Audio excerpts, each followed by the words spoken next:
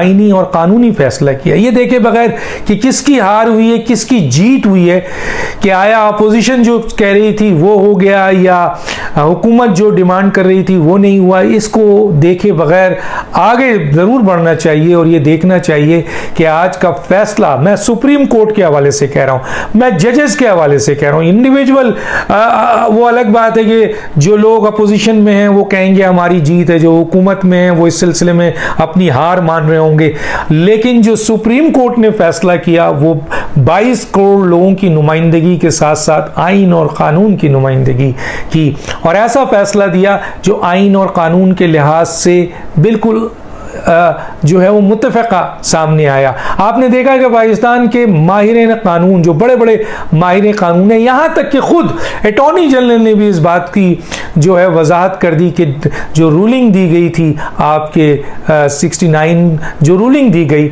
Article 5 के हवाले से, वो रूलिंग जो है वो गैर आइनी है डिप्टी स्पीकर की, और उसको 69 जो है वो प्रोटेक्ट नहीं करता है। 95 आर्टिकल को तोड़ा गया है। इसीलिए जब उसकी रूलिंग गैर आइनी होती है, हम भी अपने प्रोग्रामों में ये बार बार बता रहे थे कि डिप्टी स्पीकर की रूलिंग गैर आइनी है, और उसकी वजूहात भी बता रहे थे कि किस तरह गैर आइनी है, और हमने ये भी बताया था कि कोई मदर पिदर आज़ाद नहीं है, कोई मदर पिदर आज़ाद नहीं है। वो सारे के सारे जो लोग हैं, चाहे वो पार्लियामेंट हो, चाहे वो सुप्रीम कोर्ट हो, चाहे वो आपके एग्जीक्यूटिव हो, तो एक स्पीकर, जब ये लोग मदर पिदर आज़ाद नहीं है, विद इन द कानून और आइन उनको फैसले करने हैं, तो एक डिप्टी स्पीकर गैर कानूनी फैसले करके आर्टिकल 69 के पीछे कैसे छुप सकता था। तो गोया सुप्रीम कोर्ट ने आज तारीखी फैसला किया है। अता बंदयाल साहब और बाकी जो 4 जजेस उस बेंच में थे, मुबारक, पूरी कौम का सर बुलंद कर दिया उन्होंने आइन की पासदारी की, उन्होंने कानून की पासदारी की, उन्होंने आइन और कानून के मुताबिक फैसला दे के आइन को मजबूत किया है, आइन को मजबूत किया है, गोया पाकिस्तान को मजबूत किया है। पाकिस्तान की तारीख में जजेस के फैसले ऐसे हैं जिस पे बहुत शर्मिंदगी की जाती है, लेकिन ये फैसला ऐसा है जिसको हर पाकिस्तानी क़यामत तक जो है इस फैसले का शुक्रिया अदा करता रहेगा। क्यों?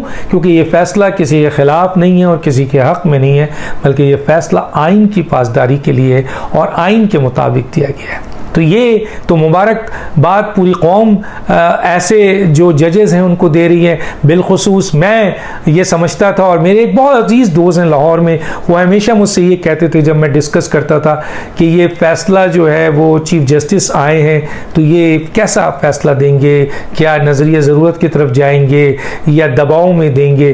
तो मुझे वो साहब हमेशा ये कहते थे कि अता बंदयाल साहब जो हैं वो किताब को फॉलो करेंगे, यानी आइन को फॉलो करेंगे, वो किसी दबाव में नहीं आएंगे। वो एक प्रोफेशनल जज हैं, इसलिए उनकी सरबराही में जो भी फैसला होगा वो आइन और कानून के मुताबिक होगा। वो ये नहीं देखेंगे कि इससे किसी आपके पार्टी को नुकसान पहुंचता है, वो ये देखेंगे कि ये आइन के मुताबिक है या नहीं है। तो चुनांचे जो बातें उन्होंने मुझसे की थी वो तमाम की तमाम बातें आज सामने आ गई। मौजूदा चीफ जस्टिस अता बंदयाल साहब और उनके साथी जजों ने मुत्तफ़क़ा जो फैसला दिया है, आज तमाम आइनी माहिरीन, कानूनी माहिरीन जो हैं वो इस फैसले को न सिर्फ दुरुस्त कह रहे हैं बल्कि ये कह रहे हैं कि ये तारीख़ी फ़ैसला है और ये आइन और कानून की बालादस्ती हुई है। आज ये किसी शख्स की बालादस्ती हुई है, ना अपोजिशंस की, ना हुकूमत को शिकस्त हुई है, ना अपोजिशन की जीत हुई है, बल्कि ये आइन की जीत है। अगर गैर आइनी कोई फैसला करता है, चाहे वो किसी जगह पर भी करो, सुप्रीम कोर्ट एक कस्टोडियन की हैसियत से आइन के उसको इख्तियार है कि वो फैसला करे जिससे आइन की बालादस्ती हो। तो चुनांचे इन 5 जजेस की तारीख लिख दी गई है। आज इन 5 जजेस को सुनहरी हुर्फों से इनका नाम लिया जाएगा जब तक ये दुनिया कायम है। पाकिस्तान की जुडिशल सिस्टम की बात होगी, पाकिस्तान में आइन की पासदारी की बात होगी, पाकिस्तान में कानून और आइन की बात की जाएगी, पाकिस्तान में आपके पाकिस्तान बचाने की बात की जाएगी, पाकिस्तान को मजबूत करने की बात की जाएगी और पाकिस्तान का सर फख्र से बुलंद करने की बात की जाएगी। तो इस किस्म का फैसला सामने आएगा। तो गोया बड़ी